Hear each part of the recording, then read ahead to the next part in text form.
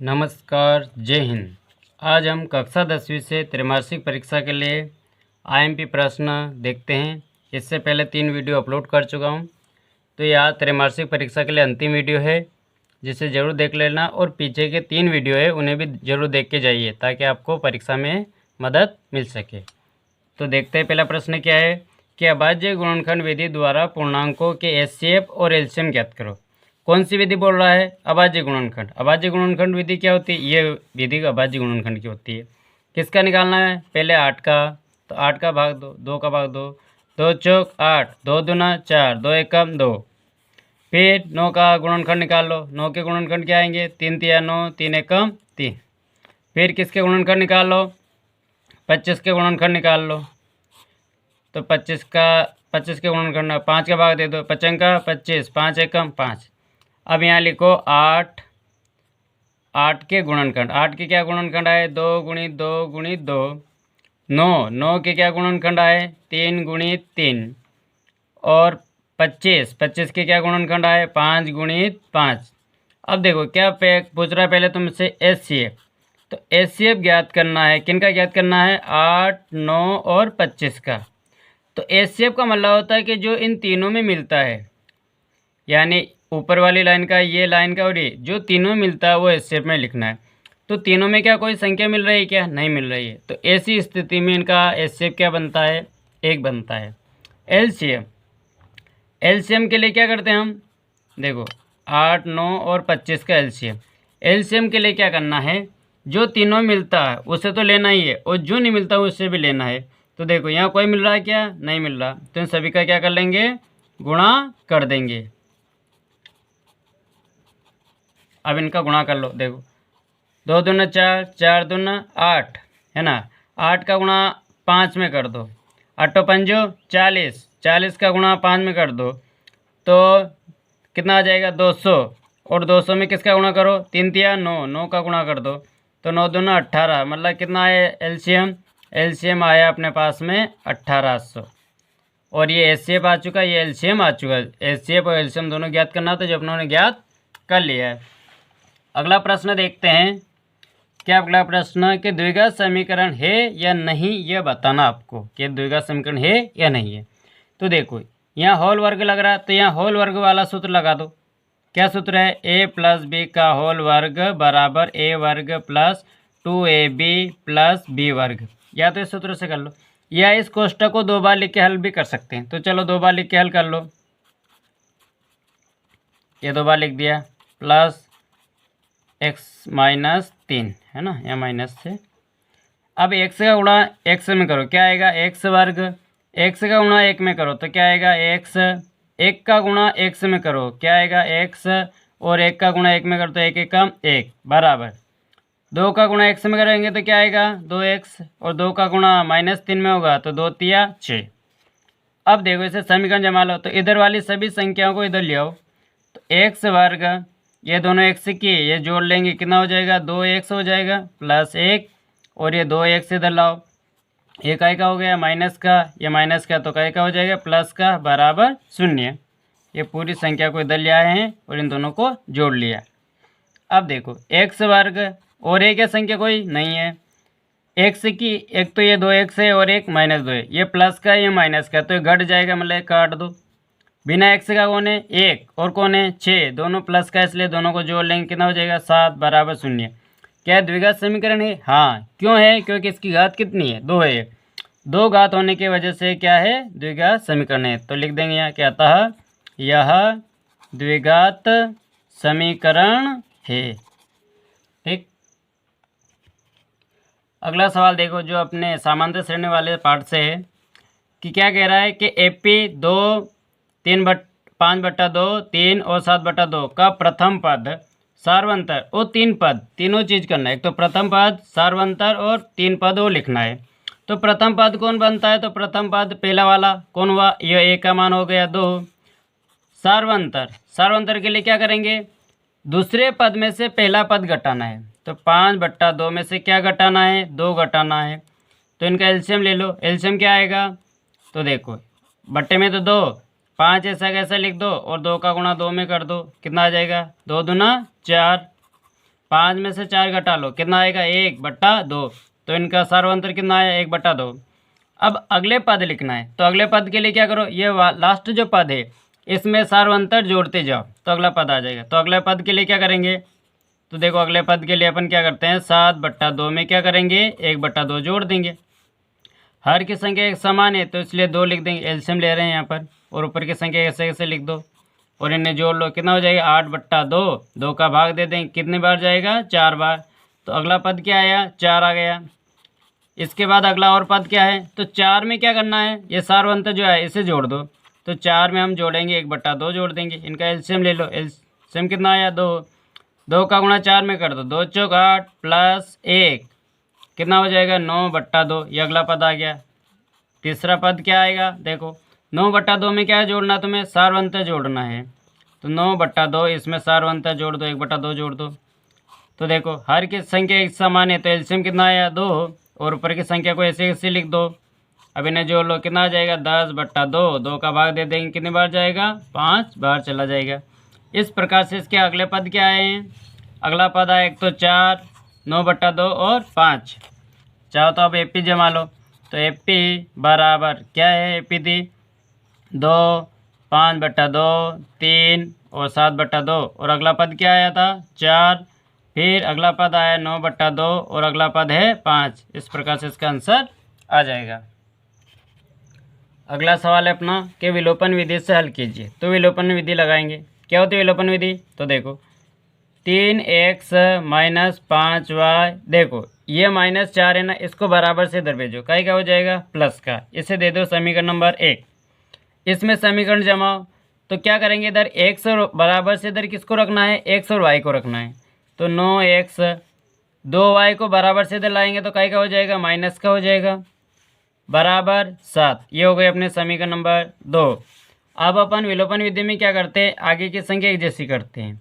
तो देखो यहाँ कितना है 9 है, यहाँ कितना है 3 है। तो अगर मैं इस समीकरण में 3 का गुणा कर दूँ इस पूरी समीकरण में, तो ये एक समान हो जाएगी। तो हम क्या लिखेंगे, यहाँ लिखेंगे कि समीकरण 1 में 3 का गुणा कर समीकरण 2 से घटाने पर।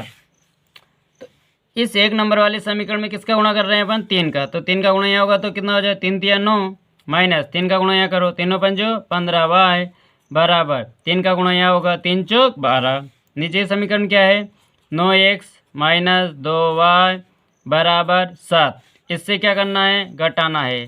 तो घटाने पर चिन्ह क्या हो जाता है, बदल जाता है। ये प्लस का था माइनस का हो गया, ये 2 प्लस का हो गया और 7 का ही का हो गया माइनस का। घटा लो, 9 में से 9 चला गया तो 0, ये माइनस का ये प्लस का हो गया तो घटा लो।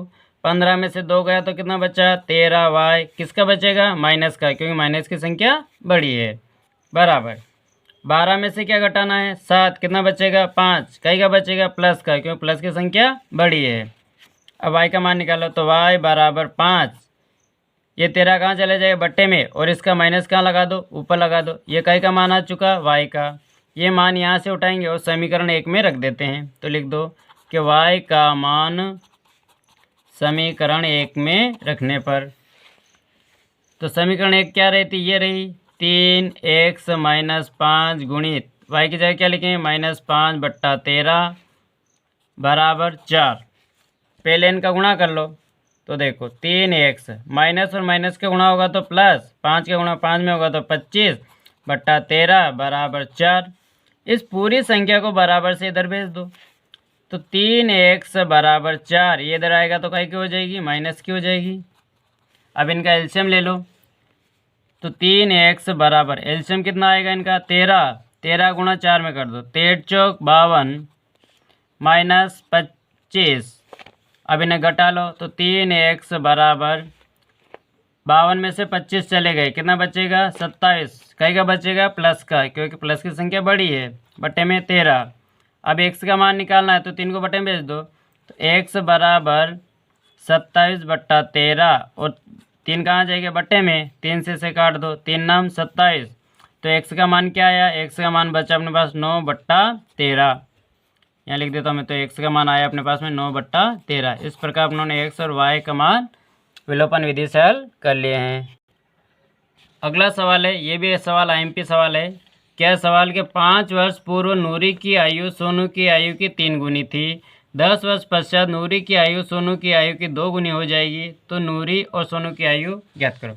देखो कितने जने यहाँ पर, 2। एक तो कौन है, एक तो है अपने पास में नूरी और एक कौन है, सोनू, है ना। इनकी पहले कौन सी आयु मानना है, तो इनकी पहले अपने को वर्तमान आयु मानना है। तो वर्तमान आयु क्या मानेंगे इसकी, तो वर्तमान आयु मानेंगे x और सोनू की क्या मान ली, y। पहले क्या कह रहा है, 5 वर्ष पूर्व, मतलब 5 साल पहले। तो 5 वर्ष पूर्व इसकी आयु कितनी हो जाएगी, तो 5 इसमें से क्या कर लेंगे, घटा देंगे। जब 5 साल सोनू नूरी छोटी होगी तो सोनू भी तो क्या होगा, छोटा होगा। तो 5 इसकी आयु में से भी घटा लेंगे। आगे क्या कह रहा है, 10 वर्ष पश्चात, मतलब 10 साल बाद। तो 10 वर्ष बाद या 10 वर्ष पश्चात। अगर अभी वो मान लो 1 से उसकी उम्र है, तो 10 साल बाद क्या होगा, तो 10 इसमें क्या कर देंगे, जोड़ देंगे। और जब सोनू की आयु में 10 क्या कर देंगे, जोड़ दो।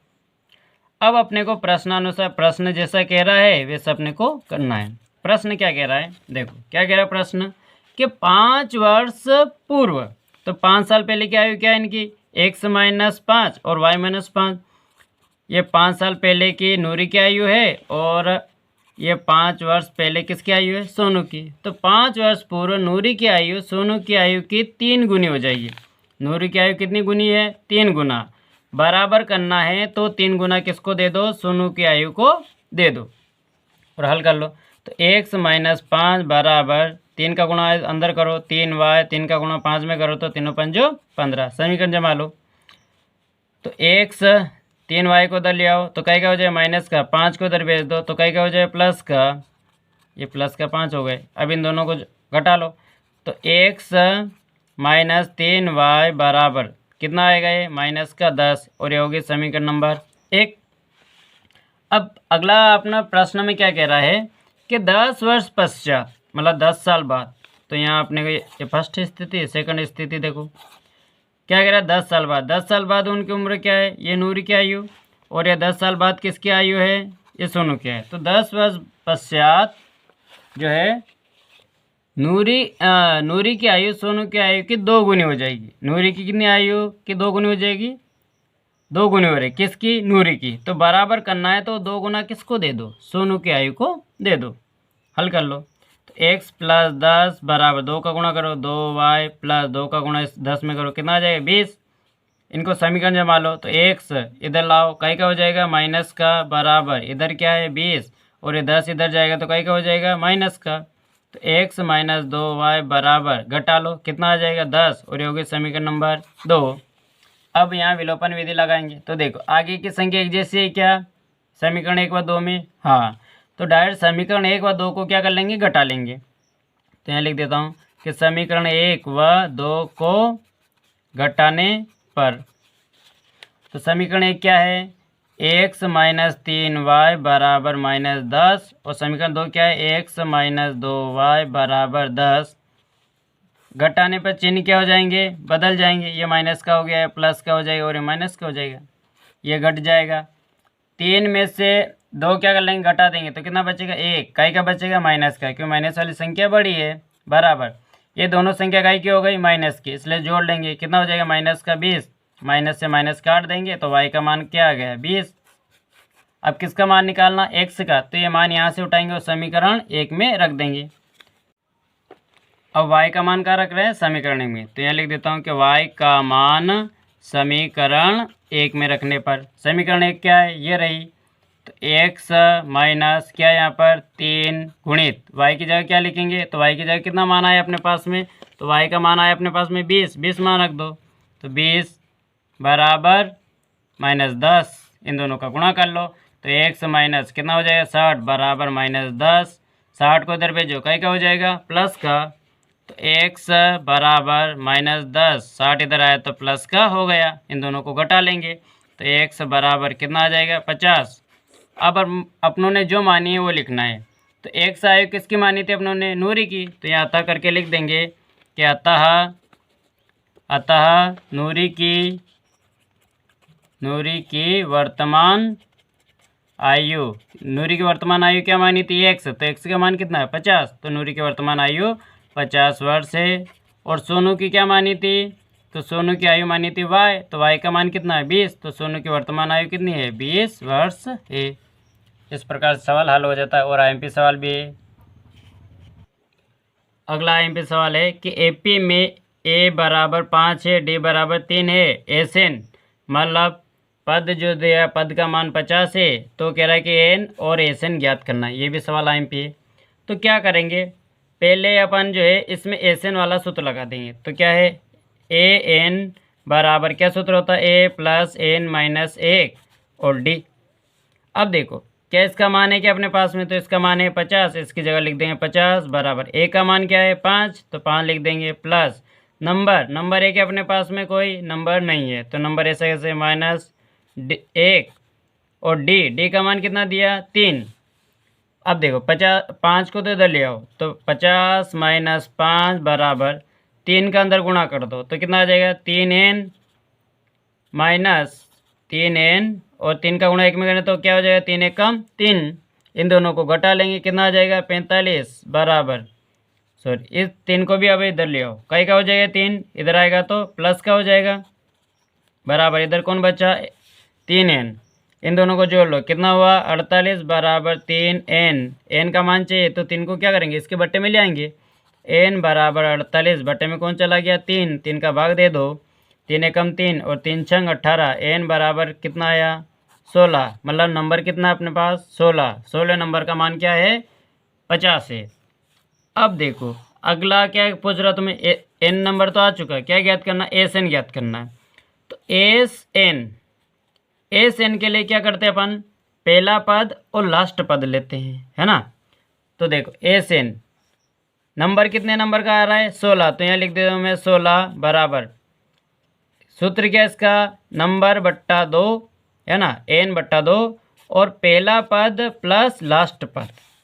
तो देखो नंबर का मान क्या है एस एन 16, एस 16 नंबर कितना नंबर आ रहा है 16, तो यहाँ कितना लिखो मैं 16 बट्टा 2, पहला पद का मान क्या है, पहला पद का मान है 5 प्लस लास्ट पद क्या है, ये लास्ट पद था, तो लास्ट पद का मान क्या है 50। इसे ऐसे ए एन भी बोलते हो, लास्ट पद भी बोलते हैं, ये ध्यान रखना एल का मान, है ना। तो एस 16 बराबर इन दोनों को काट देंगे, क्या आ जाएगा 8, इन दोनों को जोड़ लो, कितना आ जाएगा 55, 8 और 55 का गुणा कर लेंगे तो एस 16 का मान आ जाएगा। तो गुणा कर लो, 5 8 40 और 4 44, कितना आ जाएगा, योग आ गए अपने पास 440। इस प्रकार से मैंने सभी आईएमपी सवाल बता दिए हैं, इनका अच्छे से रिवीजन करके परीक्षा में जाइएगा। देखने के लिए धन्यवाद। चैनल को लाइक और सब्सक्राइब करें और अपने दोस्तों के साथ शेयर करना ना भूलें।